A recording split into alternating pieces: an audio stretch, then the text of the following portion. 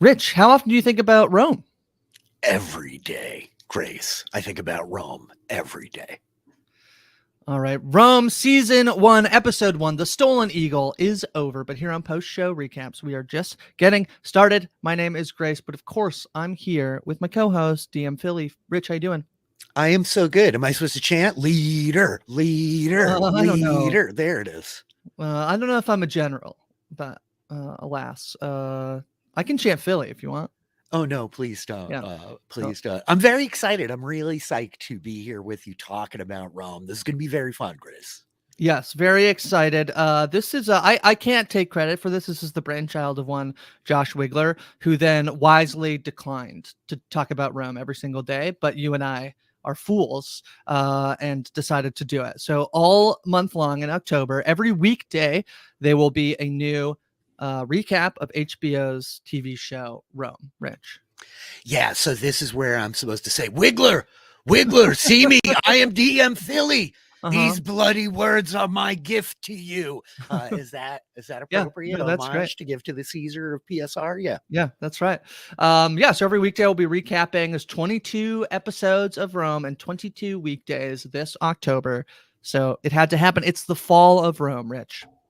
I'm really excited. This is like got classic Wiggler pun written all over it, Grace. I love the show. I watched it years ago, shortly after it aired, and it's not a show that I've gone back to. I'm like a chronic rewatcher, as you know, a great distinction between the two of us.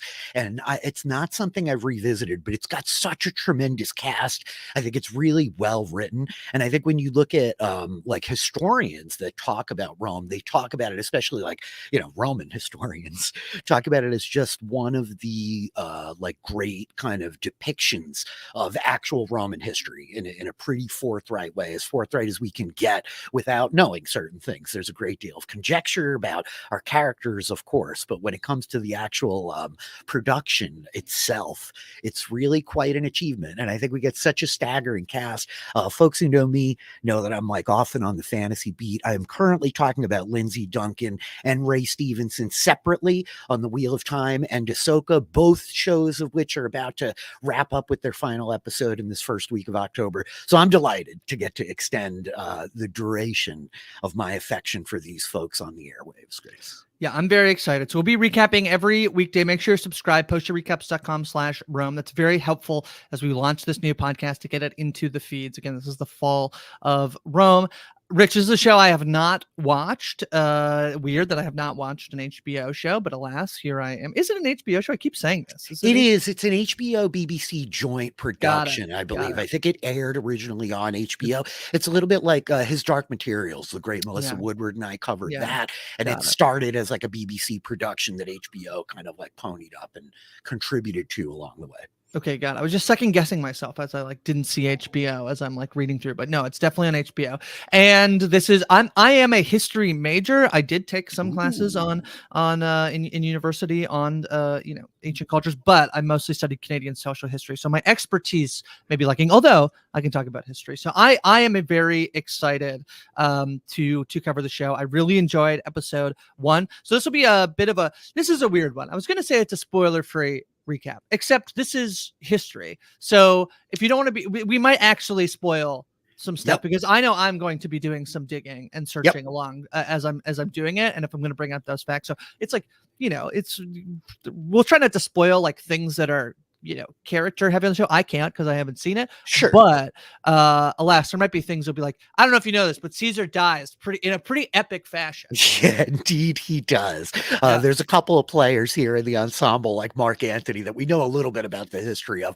I am covering The Winter King also with Prez. It's a show on MGM Plus. It's an Arthurian retelling, and like the Arthur myth and legend has a lot of connection to the kind of fall of the Roman Empire in certain ways.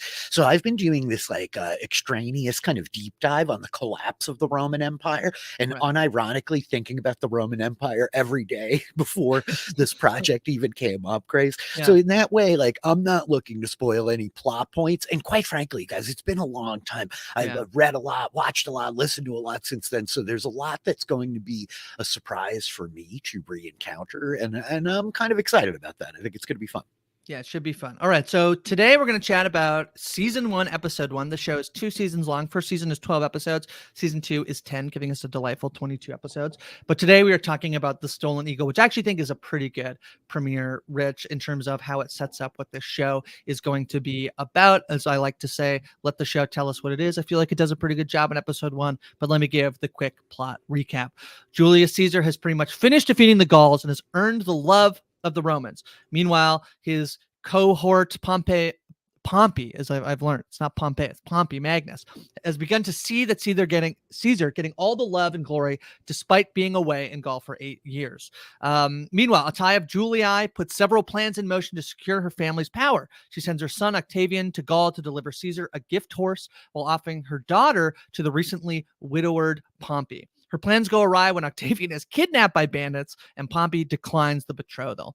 Caesar's golden eagle is stolen, and Lucius Baronius is tasked with returning it. He brings along prisoner Titus Polo to return it, though both know it's a bit unlikely that they will find it. However, when they find the captured Octavian and rescue him, they also find the golden eagle in the hands of men hired by Pompey. With Pompey having made the first move against Julius Caesar, the general now returns to Rome with his army to face off against his friend/foe. And I think that's episode 1 of Rome, Rich. That is episode 1. No, yeah. I thought it's a great premiere. You talk about being a history major. I was really fortunate in high school that my junior year of high school was a focus on Renaissance history with the specialization in Rome. And I get to go to Italy, and I've seen Florence. I've seen Pompeii. I'm probably going to keep saying Pompeii. I can't help it. But I know it's hard. It's hard. Yeah, they keep saying Pompey, and it sounds not as cool as Pompeii, but whatever. I know. That's right. He's not that cool of a guy, ultimately, as we come to find out by the end of the episode, right? So I love this stuff. I mean, people who know me, I'm a dungeon master by trade. This is my day job. So I spend a lot of time living in this kind of historical fiction and speculative fantasy space. And I just love the immersion that this show creates, Grace. It's like a magic word around a Dungeons and Dragons table, immersion. But I feel short of the credits, which maybe I'll stop down on to be gosh, this was before the era of really high-end credits on HBO, right? They're a little bit goofy, but you get into the episode itself and it's transportive. I feel like I'm being swept away to ancient Rome. Yeah, this premiered August 28th, 2005. So I do feel this is a little bit, I don't know whether pre-HD, but you can feel it a little bit. But I do feel like there's 2 things that I took away from episode 1 that I thought were really strong, which is one, as you mentioned, it's an incredible cast. For me, the people I was most excited to see, I knew Ray Stevenson was a lead of this show, but getting to see Kieran Hines as Julius Caesar was very exciting to me. Tobias Menzies, another person who I'm a big fan of, to see him show up. He is playing, I'll have to pull up his name. Tobias Menzies is Brutus. Marcus Junius Brutus. That's right. So I was delighted to see them, but I thought across the board, it's pretty strong. It's pretty well acted. And then, I think it does a pretty good job of, I think it would have been very easy. And obviously episode 1 is centered a lot on Julius Caesar, but I would say it's centered on him and not so much he's not in every scene of this show. He's in a couple of scenes and obviously very important scenes. And he's sort of the central figure to basically every storyline that's happening, but in a way that I find pretty interesting, in a way that would, that makes sense, that he sort of things revolve around him and people's sort of political, machinations, or some of these things that people are doing, are two. I presume that these are our leads. They get Vorenus and Pulo. Yes. Yeah. They're also I wouldn't say super centrally, focused in on the episode, but obviously their story becomes, I thought that the way that it all intermingled, basically everything felt pretty separate other than the referencing Caesar, but then the way that it all culminated in basically everything sort of culminating together, I thought was really well done, in a way that I think a lot of TV shows like to have their seasons nowadays, where everything feels separate until it's suddenly not, and it's all intermingled in a way that is fun for the climax. I thought it was really well done in terms of the climax of the episode. Yeah, it's really great just to talk like structure a little bit of Rome as you go. Part of it is looking at like the aristocracy, the separation between the aristocracy and the average citizen, right? And I think our soldiers in Pulo, especially, like really embody that. And then you have the other side of it as we're looking in at like Caesar and all the rest of these kind of aristocrats moving and shaking. Just, I mean, some of the other folks in the cast, like Indira Varma is going to pop up, which is very fun to see. James Purefoy as like Mark Antony is like beloved. He's one of the that guys that like you've seen in things, but you can't quite place him. Even like the young kid that we get here in Max Perk is like the kid from like Master and Commander on the Far Side of the World. Like Right. there's a lot of great actors in these roles. Lindsay Duncan like really killing it. And I'm honestly Ray Stevens, he just recently passed away within the past 6 months or so, and he's doing this staggering performance on Andor. Or on Ahsoka. I'm not going to keep talking about it, but it's been really sad for me to watch this man, like in his older years, give this like just jaw-dropping, incredible performance. Well, they're also 58. Like in one way, like fair, only 58. yeah. I mean, I'm like not that I get far it. off of No, it. Like very I know young. what you're saying. I know what you're saying. It's but very also, young to lose him, but I just mean he's such a young buck in Rome, right? Like he's bright-eyed and bushy-tailed. So to be able to go back to this earlier role in his career and really get to sing his praises, because he does some great work on this show. The guy is like a standout, to be sure, and it's going to be a lot of fun to explore that. I thought it's really good writing. Look, like I think it's worth addressing off the top, but like ancient Rome is pretty brutal, Grace. It's a jarring place. Yeah. The culture clash between like a contemporary like perspective on like social rights and wrongs and morality coming into ancient Rome is like jarring, but I think in that way, like it does not pull any punches. I mean, it's a really visceral show, and I think that lends strength to the story that they're telling. Yeah. I thought it was really, I think sort of the idea of, and there's another show that I was just talking about that is similar, where they want to tell the story and they have real life characters. So Julius Caesar, obviously a real person, Pompey Magnus, a real person, right? And then to sort of put in these two fictitious individuals to be partially the lens in which we'll tell this story. I was really taken by Kevin McKidd as Varanus and then Ray Stevenson as Pulo. In terms of the dynamic that they have between each other when they're riding, and he's like, "Why'd you bring me?" And he's like, "Because this is a fool's errand, and when I don't do it, then they'll just kill you because you couldn't do it." And he's like, "Well, what if I just fight you and leave?" He's like, "Well, I'm a better swordsman than you, so you can't do that." And I just thought, like, I really like them both in terms of their just the demeanor. I presume these are two people who become a bit of a, not a buddy cop duo, but kind of a buddy cop duo. That's exactly what I was thinking. Yeah. I mean, they're buddy soldiers, they're just, it's like a tale of two soldiers here. And Vorenus, who is like so meticulous and like focused and trained, right? This is like the lawful neutral, like Roman soldier, right? Where like Titus Pulo is definitely chaotic neutral. I mean, this guy is like impetuous. He's like drunk in the battlefield. That opening scene of him rolling out. This is a thing I really love, Grace. A thing that like I nitpick all the time in like the fantasy fair that I'm watching, which is like, why are nobody wearing helmets? In a world where like one stray arrow, a sword blow can like take out like half your face. You wear a helmet, the Roman like fighting styles, also the whole like reason that the Roman Empire was able to expand in the way that it did is because of their military sophistication to a great degree. Also, the infrastructure and like the legalese supporting that infrastructure, but their military was really rigid and defined.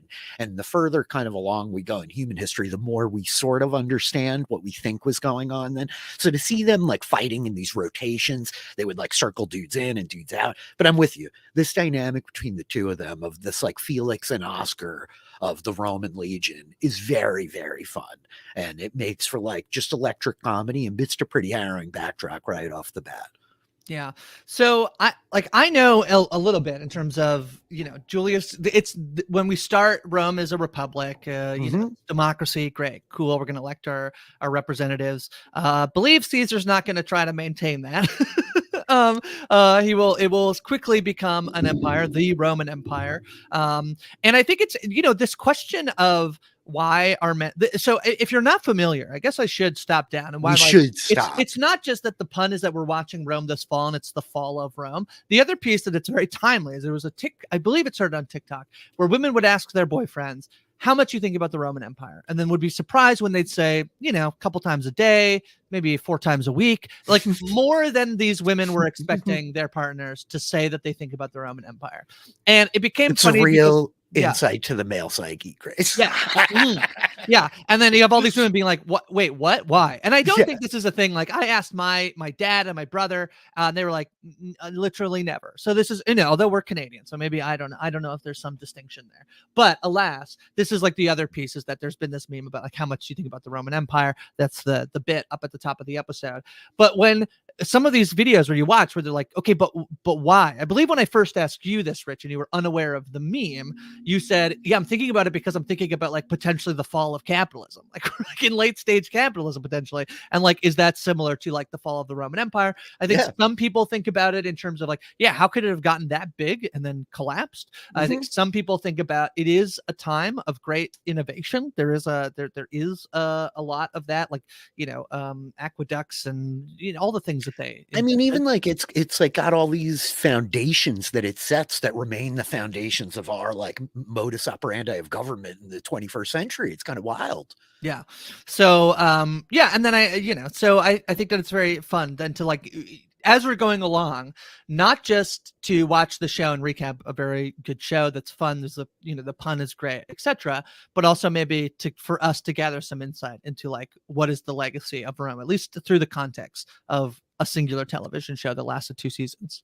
I do unironically think about it often because I mean, you look at the rise and fall of empires across history, right? And they all break. And I think that you make like, you make a joke as you're wont to do, Grace, that you guys are Canadian. But I think that like the American nation has much more akin to the Roman Empire than Canada, maybe, as we're like looking at analysis in the 21st century, right? So that like state that we're out of like uber capitalism, the haves, that's a consolidation of wealth. Like this has happened before and it will happen again. To connect this to yet another podcast on the Post Show Recaps Network, Grace. Like there is a lot of like mirrored stuff here, but I think also unironically, as somebody that's like studied Renaissance history, that studied Rome to some degree or another, kind of amateurishly, there's a lot of bones here that we have built modern society on top of. And there's so much in pop culture that gets like recycled and regurgitated all the time. You and I recently talked about Foundation, and I talk a lot about the ways that informs Star Wars, but like, this is a Star Wars story, you guys, right? I mean, this is like Caesar's story is in a lot of ways really mirrors the story of Palpatine, dare I say it, right? So I think it's going to be really fascinating for us as people that are super immersed in like contemporary pop culture to take a look at something that's a slice of like pop culture from 20 years ago that is then taking a slice of history from 2000 years ago and get to like layer all that analysis on top of talking about a really good TV show. Yeah. All right. Well, let's dive into some of these stories here. I feel like there's kind of like 3 plots here. There is everything that's happening with Caesar and Pompey, basically as Caesar is away. The Pompey will play. I don't know what this. You got it. I think you nailed it. It's a Cato who did look very familiar. Our friend Cato. It's played Carl by Johnson. Yeah. He's been in a lot of stuff, and he just has a look about him that you're like, oh yeah, that's that guy. But essentially, yeah, you have this. The idea is that Caesar has been away. This is very much a central theme of this first episode is that Caesar is not in Rome at the moment, and yet he is immensely popular, basically for just like beating up the Gauls, just beating them up, going to war with them, and amassing some victory for Rome. And this, I kind of love Pompey as a character because in my recap, I said he's seething, but he's very much not. He's very much a political person here. He's like very much like not wanting there to be any hints of suspicion that he might not be thrilled with Julius Caesar getting more love and attention from him. I don't know. I know that there's the triumvirate. It's him, Caesar, and somebody else who I don't think is around by the time we start the show. That's pretty famous that like the 3 of them sort of rule Rome together. But yeah, alas, we'll basically through the episode learn that like there's Octavian basically is the one who lays it out for us pretty clearly. He's like, actually, the Golden Eagle, it's great that it got stolen because it makes Caesar look weak, and therefore Pompey will attack Caesar. then they end up finding the eagle. It's like, but actually it turns out that Pompey hired somebody to steal it. So who actually is like ahead in this, like, Pompey jumped the gun, Grace. yes, Insert Tom Hardy meme. That's bait yeah, right there, that's bait. Octavius. Mhm. That's exactly what it is. The whole notion, too, that, like, okay, so these guys have military supremacy, right? That's Right. why they have this veto power within the Senate, within the Republic. That's why Pompey is like sitting on the big chair and able to shut down all the dialogue. He's ultimately, again, these relics of the Roman Empire that permeate our modern culture. Like, there's a lot of Latin on American currency, Grace. I like but we're talking about the power of veto, right? And so like ultimately he shuts it down because of all this political maneuvering. I love Pompey because I do think that he is refined, right? He's not like this mustache twirling megalomaniacal like supervillain in that kind of way, but he also embodies all of these very relatable human failings of like greed and avarice and pride. Like we can tack a whole bunch of those seven deadly sins right onto this guy just within episode one. And this whole notion of like, we're friends, we're friends, we're friends. Also, I haven't seen my friend in 7 years. And part of the reason that like Caesar is getting this praise and acclaim when they talk about he's a man of the people, he's a man of the people, his legions come back every time he beats the hell out of the Gauls and throw money in the streets, right? Right. Like the people love him in an age where we don't get to go watch Iron Man kick like, you know, the 10 rings ass every 10 years or 3 years in a film. Like these are celebrities, right? This is like the kind of people like you would see it in Game of Thrones, the idea of these street plays telling the story of like the Starks beheading or whatever. These guys are like larger than life. They're legends in their own time, right? They like feed the zeitgeist of the era. And what's important to acknowledge is like the Roman Empire and like Rome especially is like the seat of power. It's a place of like great civilization. Once you get past subsistence living, once you create things like wanting running water and plumbing, once you could feed the people and you're establishing government, like your culture's needs expand, right? And entertainment becomes like a much more relevant kind of need to fulfill the people. It's part of the reason they like built that big giant coliseum for all the murdering, Grace.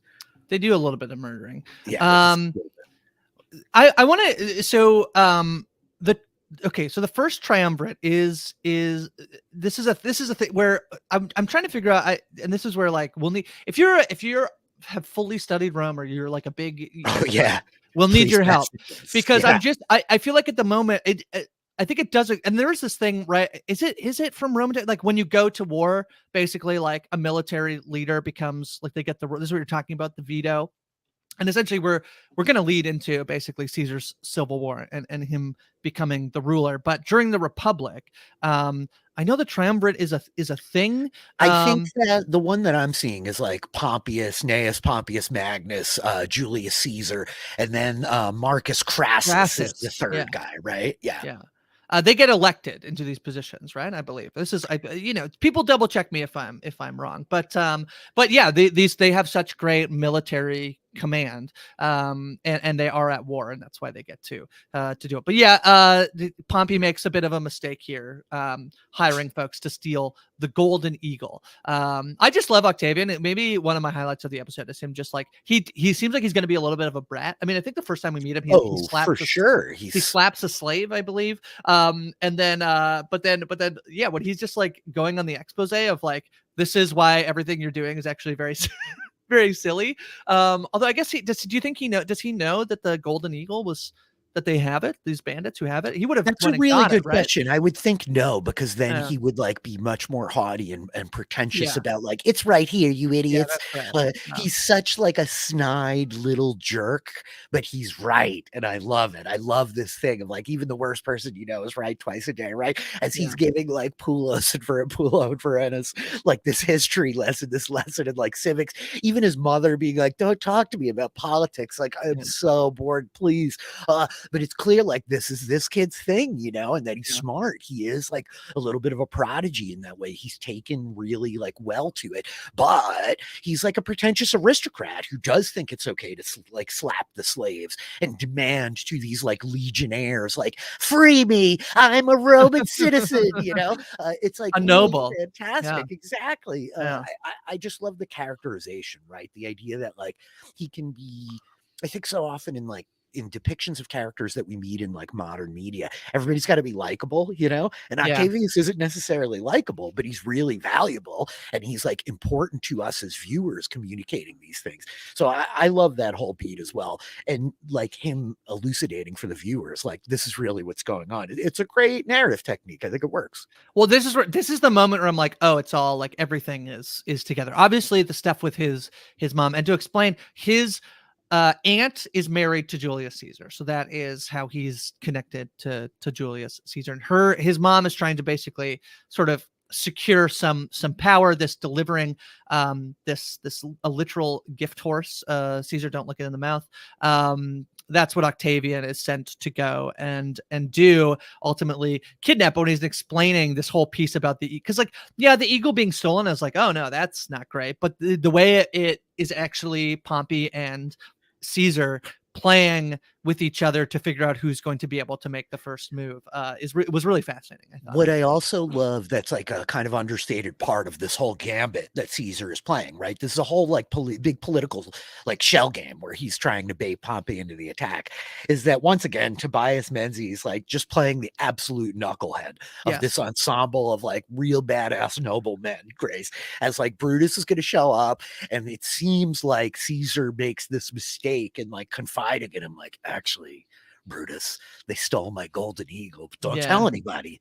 Definitely don't tell anybody. And Brutus just like goes back home to Rome, gets blind drunk. His like mother's trying to rein him in. His mother, Servilia of the June, this is the woman who's kind of like got this relationship with Caesar or whatever. So Brutus is like almost kind of like a stepson in a way, and he's just gonna go back and like spill the beads immediately because he's like he's two in his cups. And this was Caesar's play the whole time. Like I love to see that, like, okay, we're gonna see a little bit why this like Kieran Hines Julius Caesar is in fact so beloved, so popular, so capable at like kicking the snot out of the Gauls all over the place, right? Yeah. The other piece, so Octavian's sister, Octavia, this is a bold move. What if you have a third child? What's the third child's name going to be? If you name Octavian and Octavian. Is that Octavian and Octavian? Neptunia? Yeah, it's got to be 9. I presume that these were like the 8th children, or like the 8th of each gender. That's a lot of children. I don't know what you think. Yeah, it's a lot of kids. Yeah. A lot of kids. But she's going to be. This is played by Carrie Condon, who's great. She had a big break. I mean, people know her, but I feel like she got nominated for an Oscar last year for Banshees of Inisherin. She's a delight. She's a treat. Also looking very young here. This is one of the more brutal depictions in the show. Is seemingly maybe Pompey at his worst, taking advantage of the early betrothal rights and then refusing to marry her and instead marrying some other woman that he chooses. This is so that the daughter of the guy who like comes to him when he's at the lewd play or whatever, right? Who like shows up, and I think that I'm forgetting who it is. Cornelia is her name. Cicero's kid, yes. But so yeah, this is brutal, right? Because I think that there is a little bit of a depiction of Pompey through the beginning of like we're obfuscating how bad this guy is, right? And like he seems like, oh no, he's Caesar's friend. Oh, he's sticking up for Caesar. Oh, he's like willing to badmouth Caesar a little bit in the dark alley behind like the seedy plague, right? Oh, here we go. And also, we learn very quick. I mean, the first scene we see him in, I believe his wife dies in childbirth. The child is stillbirth. And we learn that is Caesar's daughter. Yes. And so that's you're not going to make a move so long, probably, as you're married to Caesar's daughter. And then basically, it's very interesting. I thought interesting that Caesar goes to a time. If I'm saying all these wrong, please let me know. I think it's Atia, to go to her and not his wife, to pick the next, wife of Pompey, and she's going to select her own daughter. But first, she has to make sure that she is divorced from Glabius. Glabius gets a little bad, but when the betrothal is declined, and she's like, "Well, I can go back to Glabius." She's like, "Nah, we're rid of Glabius. Yeah, we're done with him." That's the only good thing to come out of this whole like Michigan. Forget about it, Octavia. Yeah. It's pretty heavy though, right? Like Pompey's a bad guy, and he's definitely like taking advantage of the situation, especially when you watch the scene and he plays it so bashful, like, "Oh, you don't need to do that. Oh, of course not, of course not, right? But this is all again like showing that he's just as kind of manipulative and cunning as Machiavellian as Caesar is for his part. Like he's playing his own game, and it's a much dirtier game as he's back in the city. I think he's just really mad he couldn't get that horse, Grace. He really wanted to He get it. really wanted that horse, yeah. Yeah, But yeah, it's pretty bad here. Sends her son off. He gets kidnapped by bandits and almost dies, and then makes her daughter get divorced from the husband who she seemingly does love. When she's like, "How's it going?" and she's like, "Pretty good." She's like, "Oh rats! I thought it had been pretty bad. I was hoping yeah. you'd divorce Glabius." And then the whole like offering her up before that they're married, and then obviously it doesn't go through. All pretty bad, unfortunate situation for Octavia. It definitely is. You know what I guess is like compelling about this to me is it's been again a long time since I've watched the show, but in the interim, there have been like so many other like kind of fantasy shows where we're looking at like the Game of Thrones, the Rings of Power, all this kind of stuff. Wheel of Time is out there, and so often we're existing in the space with like these monarchs and the betrothals, and this is a really different system where it's like, oh, we're in the Roman Republic, and like, yeah, you're just gonna get a divorce, and then we're gonna like go pitch you to this guy. As much as it's the same, it is like really different shades of what we're exploring. And the women in this show wield power clearly, right? And it's very like, traditionally compartmentalized in the way that you would expect it to be. But Atia of the Julai is like, she's a player in the game and not an insignificant one, right? As she's able to like gain access and wine and dine this man, like seduce the horse trader to be able to get the ultimate gift horse to send to Caesar, right? Like the depictions of women across the series, there can be really harsh and brutal, and I don't want to like undercut that at all or couch it, but there are just some awesome portrayals as well, and the way that they wield the power that they do have is really kind of fun to watch play out. Right. I thought that I was wrong. Servilia is just a lover of Caesar, and he is married. They're not married. Yeah. Yep. Okay, that's how I thought that they were connected in terms of like Octavian being the nephew. So is there another like how are? I think that we have not, certainly in episode 1, we have not met like the relation that connects them, right? Where he's like the uncle. But Servilia is not Caesar's wife. That's a little bit why when she like Brutus comes back and she's like, "Oh, did Caesar ask about me?" It's like a little like hit or miss. They definitely have a relationship though, and are intimate and all this kind of stuff. All right. Anything else you want to focus? We'll get into maybe some segments here. We'll do some weekly, not weekly, daily. We're doing this daily, Rich. We'll do some segments. But is there anything generally about the episode you want to talk about? That's not a pun because Caesar's a general, but it could be. It could be indeed. No, I just think I think that the writing's really strong. I think that like we are not Roman historians, so like give us some mercy as we're gonna like, in 22 days we will be. Yeah, we will be, absolutely. We will be.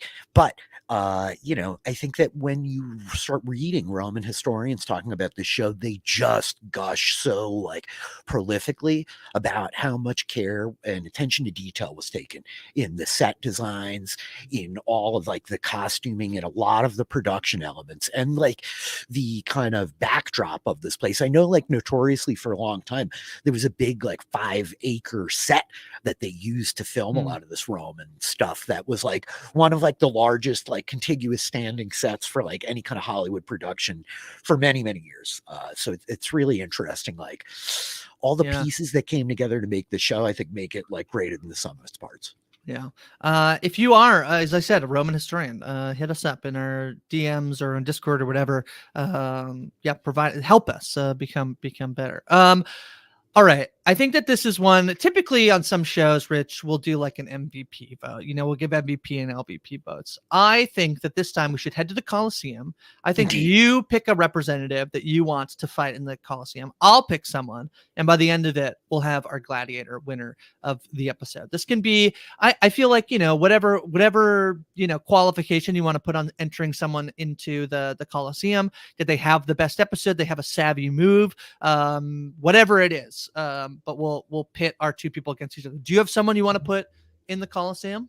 Yeah, so there's a lot of characters that I like a lot that I'm like inclined to push out here, but I think that like for the start, and I think this premiere episode, I think Atia of the Julai is my vote, Grace. I just think again, the way that she's able to be like, you're gonna divorce your daughter, now you're gonna go marry this guy. The like whole like bolstering of her son, like she's just so bold. She like explodes off the screen. We see her as like this major power in the game, right? As like this invisible player. Caesar's like writing her letters with like jobs to do while he's writing about his affection to Servilia, right? Atia's like got her kid going north to like connect with them. She's sending the gift horse. She's like managing Pompey like pretty well. She's got like Octavia on her side. I think she has a pretty strong episode, despite the fact that she was dishonored in the end by Pompey's rejection of her daughter. Yeah, I think I then got to go with the person. I feel like Atia up front is trying to do a lot of work, and I feel like it's not very successful. And so I feel like the person who it doesn't seem like it's going particularly well, and perhaps he's too far away to keep, control everything that's happening. And little does everybody know, he's running everything that's happening is Julius Caesar. I think I got to give it.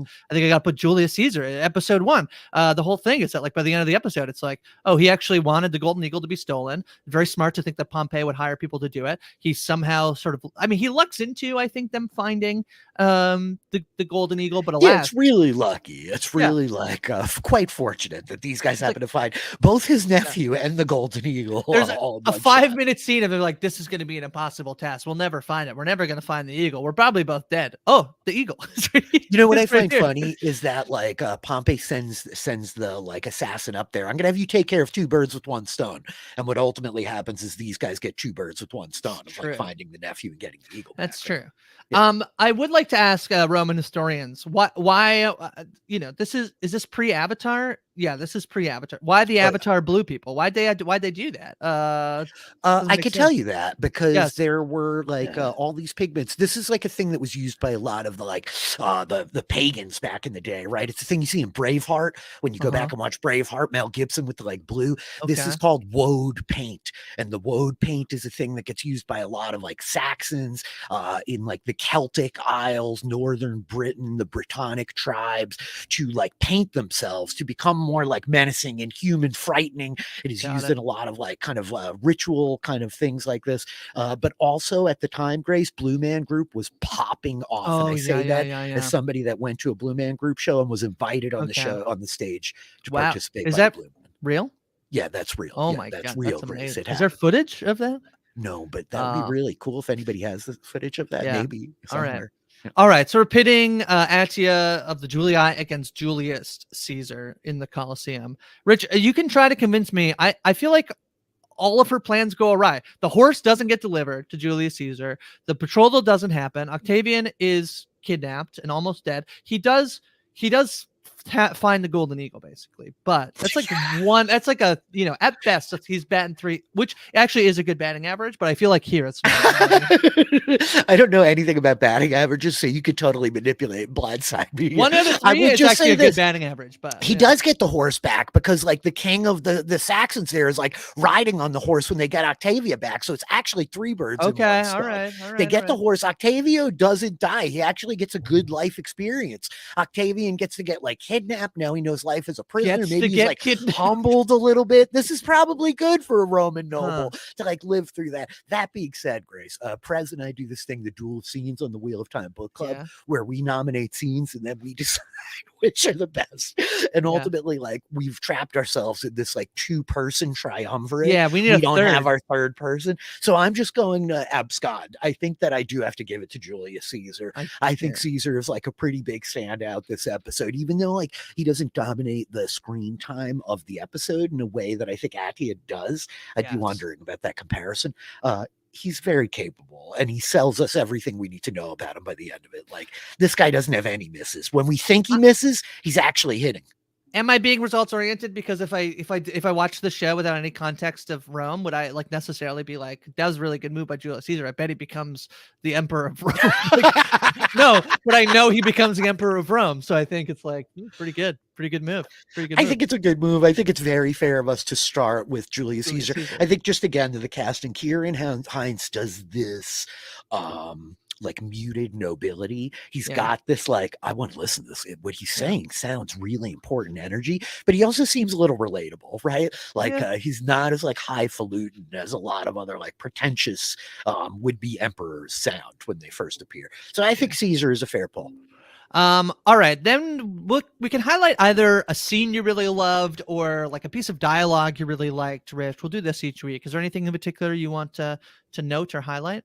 Oh yeah, for me, this was the thing that I forgot that happens in this episode, and like going back and watching it, I like stood up out of the chair. And it's after like Titus Pulo kills all the guys when they're saving Octavian, and he takes the sword and is like, Mars, Mars, look at me, I am Titus Pulo. This blood is my gift to you. I love it so friggin' much. This kind of like nonsensical, like very period genre oriented like line of hyping one up. I love like the reverence for the Roman gods. Like we didn't have to do an exposition dump about the Roman gods and the fact that like He we praised exist in a Coolest. Christian era. Would you like a Yes, lamb or 6 pigeons? My exactly. best offer. Yeah, exactly. Titus Pulo, like just like quietly throwing in the god references, but especially the Mars thing. After he explains to Foreigners, like, look, I'm a simple man. I want to crush my enemies. I want to like take their women and take their money, and then I just want to rinse and repeat. You know, I love him calling Mars to like see him as he slaughters these like savages in the North. Grace. I like when he draws a dick on the wall. Yeah, it's very fun. Yeah. There's a few. I really like the scene where they're riding together. I feel like it's the start. It does feel like the start of the buddy cop duo, where they're both kind of like they're on equal footing here. In terms of like, thanks for letting me out and never get a favor. He's like, this isn't a favor, buddy. Like, we're not getting the eagle, and you're gonna die. We're hunting a black dog in the night. You're already disgraced, and I'll just blame you. And he's like, well, I'll just kill you. And he's like, you're not able to kill me. Like, I think I'm a better swordsman than you. I really like that scene. I like the two of them together. I always do this. Ariel and I have been doing on the morning show. We call it the Ariel view. And Ariel typically he's like, this scene is really important. I think it's going to be great. And then I'm like, oh, this line was really funny. I want to note that Atia, on top of being a pretty awful mother, also gets the line in the first episode is add a little more arsenic. She's putting on her makeup to her daughter's face. To her daughter's face. Like, she doesn't know. How would she ever know that's put? Yeah. But alas, pretty funny line, I thought, to give to like this awful mother of like, just for added, hatred. How about she asked for more arsenic to be put on her daughters? I liked her making Octavian gruelingly uncomfortable by lingering naked as long as possible in that bathtub. Yeah. Pretty bad too. Yeah. All right. Yeah. All right. Well, we'll be back tomorrow because we're doing this every day. We'll be back with episode 2. And I have to give Rome a lot of credit. I think that there is a way, Rich, where if you are like, we're doing the history of Rome, the rise and fall of Julius Caesar, we're going to take this really seriously. Episode 1, okay, the Stolen Eagle, not a bad name title. Episode 2 tomorrow, the episode that we're covering, Rich. Do you know what it is? I don't, off the top of my head. How Titus Pulo brought down the Republic. I feel like that's well, okay. I think that's very funny to episode 2. I mean, maybe it's completely accurate, but I really love. He's not a real person. He's a fictional pig. So I think I really love the episode title for episode 2. It's pretty fantastic. They are not pulling any punches. They're going to be really clear. This is clearly in an era where like spoilers were not as such of a great concern as they seem to be now. Yeah. I don't know if you were worried about whether the Republic will stand or not, but according to episode 2, it's not going to. Titus Pulo is coming for it, so they better look out. He's going to give the Republic to Mars as his next bloody sacrifice. I love it. I think it's a really good show. I think a lot of people talk about how it's criminal that it only got its 2-season run, but I think it does a lot in 22 episodes, and so I think we're going to have a fun month breaking it down, Grace. Okay. I said up front, it's very helpful if you subscribe. postrecaps.com/Rome is how you can subscribe to the podcast. It's very helpful as we launch the new feed to let people know what's happening and rate us and review us and all that fun stuff. So make sure you do that. I'm sure we'll also be on the binge feed, and I think we're dropping in a ton of feeds So you might be listening to this in the Winter King feed, or I believe the Ooh, Game of Thrones feed, many other ooh. ones. But the one thing I wanted to highlight that I didn't highlight up top is if you're listening to this on your podcast app and you say, I would rather watch this and watch Grace Philly, we are on YouTube every day. So postyourrecaps.com slash youtube.com/ postyourrecaps, I believe is correct. It's also in the show notes below. So you can watch us if you prefer to see us with your eyes talking about Rome. Rich, in the meantime, we'll do this up front as we are here on day one. Potentially a quicker version of this in the future. But do you have any plugs? I'm doing so much stuff I this know. first week. You guys can catch the finales of Ahsoka and the Wheel of Time season 2. Wheel of Time season 2 popping off. It's exploding. It's so good. Lindsay Duncan's fantastic. Watch it. Watch it again. Tweet about it. I can't let it get canceled like Willow, Grace. My DMs I are know. open at DM Philly on Twitter. You can hit me up. I'm talking about a bunch of other TV. I'm streaming D&D with you, twitch.tv/DM Philly, and on YouTube or all the VODs to all that stuff that we have done together. DM Philly. That's me. Cool. I'm talking about the morning show with Ariel, movies with Ariel. We're talking Tales from the Loop with Ariel as well. I'm podcasting a lot with Ariel and you.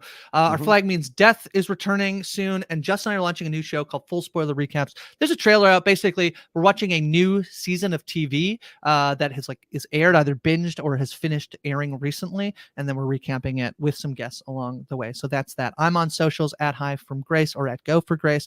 We'll be back tomorrow with an episode of Rome. But Rich, I'm still wondering, are you still thinking about Rome?